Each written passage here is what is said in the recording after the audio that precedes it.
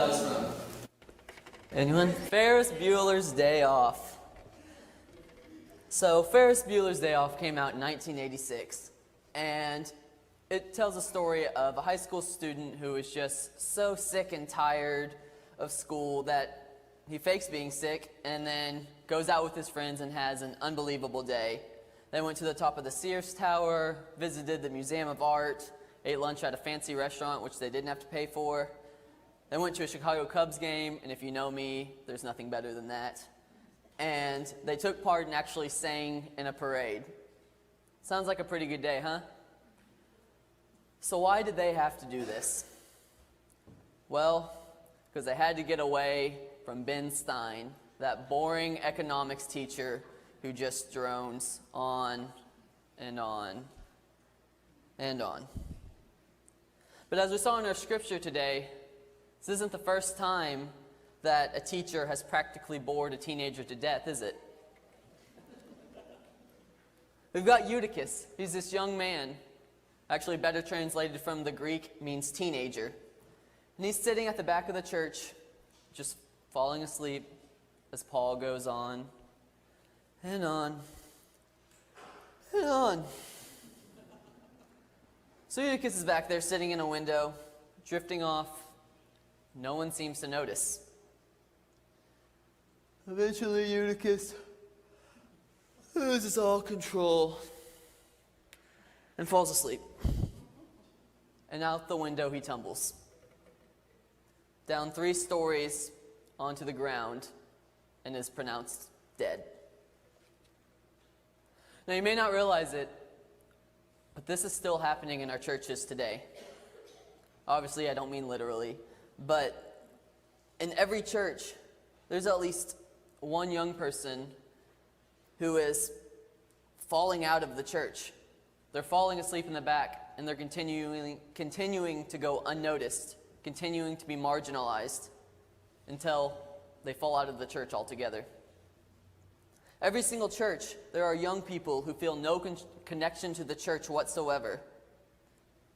Now, I want to be clear, this is not solely because someone is at the front of the church droning on and on and on. That is part of it. In this generation of today, we like to multitask. We can't sit there and do nothing. We have to be scrolling on our phones, watching TV, while also surfing 500 different websites at the same time. But that's not the only problem.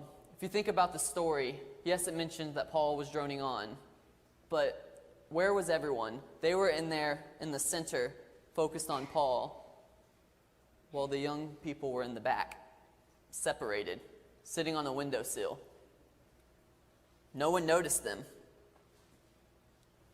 We've created such a gap between our generations that our younger people no longer know how to be a part of a congregation once they graduate. It's not a secret that it seems as though most of our high school graduates are also graduates of the church. You may have heard the statistic already, but Pew Research, they're just a research group, they conducted a study and found that the fastest growing denomination in the world are the nuns. Not Catholic nuns, but the nuns, N-O-N-E-S. Along with this, they found that 4 out of every 5 people who are a part of the nuns are people who grew up in Christian homes, people who went to church and spent their school years as a devoted member of the youth group. But now they claim no religion. We need to realize that our problem is that these people are not unchristian. They're ex-Christian. They are our brothers, our sisters, our sons and daughters, our friends and family. But did we even notice that they slipped out the window? Anyone? Anyone? Nobody's taken the time to get to know these teenagers. It's been found that 8% of all teenagers are highly devoted Christians. 8%. That means 92% of teenagers are either go through the motion Christians or automatically claim that they're not Christian. lot of times churches will hear this statistic and say, well, that's just not true at our church. We have so many youth that are highly devoted. Well, we may have a good number in our church that are highly devoted, but we're seeing those 8%. Those are the 8% that we are investing in. But what about the other 92%? That 92% are those folks that we leave hanging on the ledge, just waiting for the time to drop out. Search Institute is another research organization, and they claim that students need at least 5 adults, not including parents, in a child's spiritual life to help them mature spiritually. So 5 adults that are not parents that can guide them along their spiritual journey. It can't be done by one person. It can't be done by one youth director, one youth intern, one pastor. It takes an entire congregation to lift up all of the youth, not just the 8% that we see all the time. But we remember, though, the story does not end with Eutychus pronounced dead on the ground, does it? Paul realized his mistake and the mistake of all the people the second it took place. And what did he do? He stopped talking, he ran outside, and he knelt down next to Eutychus. He stopped talking about Christ's resurrection and started living Christ's resurrection. He did whatever it took to bring Eutychus back into the faith, even if that meant doing the unthinkable, going beyond the walls of the church. Paul did not sit back and think, well, that's what he gets for falling asleep during my talk. Maybe he should have put forth the effort to get to know the congregation better. It's all on him. No, he realized there was a mistake for letting the child get to that point, and he had to be proactive and fix that mistake. Now, kind of like whenever we just received someone into our membership, whenever someone is baptized, our congregation also makes vows, and we promise to do whatever it takes to raise a child in the faith and ensure that Christ is still in that child. The pastor asked the entire congregation, will you nurture one another in the Christian faith and life and include these persons now before you in your care? The congregation then responds, with God's help, we will proclaim the good news and live according to the example of Christ. We will surround these persons with a community of love and forgiveness, that we may grow in their trust of God and be found faithful to their services to others. We will pray for them that they may be true disciples of all who walk in the way that leads to life. This is for all persons. We need to remember, in the United Methodist Church, we recognize all baptisms.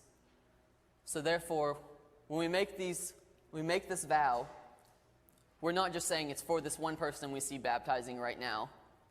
We're saying it is for all people. If they come to our church later, we will raise them up into our Christian families. You should remember John Wesley.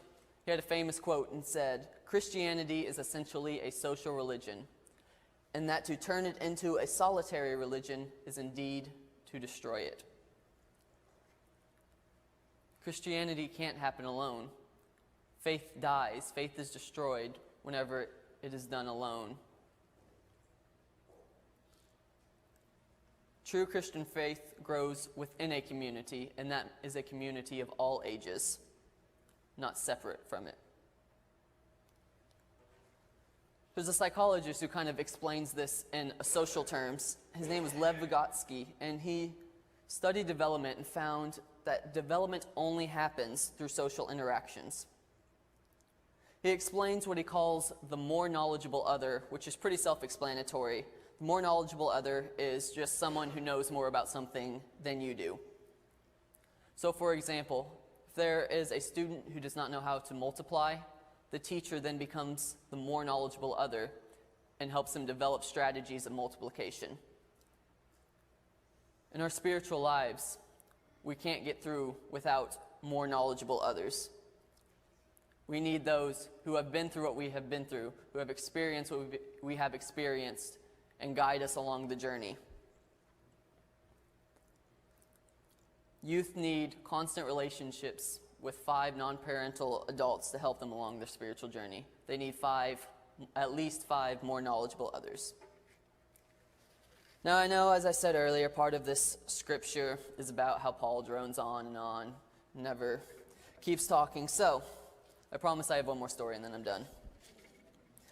There's a story about this young man named Bob. Bob's 14 years old. He has long hair. He's covered in chains and wore baggy clothes. Now, he had gone to church every year until he was about 12 years old. But then at 12, he realized, I'm not even a part of this community. Why am I even going here? And so he stopped. Well, one day he did have to go over to the Trinity Lutheran Church to pick up his baby sister from daycare.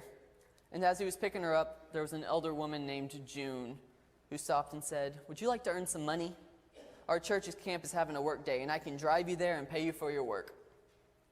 And Bob really didn't want to do this, but he needed money to hang out with his friends, so he reluctantly said yes. So they drove to the camp and began working. They were painting a shed, and Bob went to go refill his paint can. He realized when he looked over, June had painted 3 walls in the time it took him to paint 1 wall. Even with his poor work ethic, June invited him back the next week to help some more, and they were raking leaves. Again, as Bob was finishing his first pile, he looks over, and June was finishing her 4th pile. How is she doing this? Bob thought. So on their drive home, June offered to pay Bob to go to summer camp. Bob didn't really want to go to summer camp. He had tried Christianity, it didn't work, but he thought, this woman was nice enough to help me out, so I'll flatter her and go. But immediately at camp, Bob felt out of place. He was able to lay low for a while until his mother showed up saying she had to take him out of camp. And they said, "Why?" She said, "Well, if you don't let me take my child out of camp, the cops will come and drag him out of camp and take him to community service." So they let Bob go. Bob went with his mother and came back the next day. He came back expecting his bags to be packed, his bed to be made, and sent on home. But instead, 3 counselors sat down with him. They shared their personal stories with Bob. They talked about life, about love, about forgiveness. And for the first time in his life, Bob understood what it meant to be a part of a community of believers, rather than a bunch of individuals attempting to be Christian. He started paying attention to Bible studies. He started asking questions. And after camp was over, he even asked June if he could attend church with her. Eventually, that congregation paid for Bob to attend seminary. He became a pastor. Now, if it were not for June and for the counselors, Bob would never have found that true life that was still in him. Paul knew that Eutychus still had life with him and brought him back into the church. There are young people who are sitting on the ledge today, ready to fall out of the church completely. Who do you know that needs to hear that there is still life in them? And maybe you say you don't know anyone. Then what would you give for someone to be that for your child or your grandchild? Be that someone for another's child or grandchild.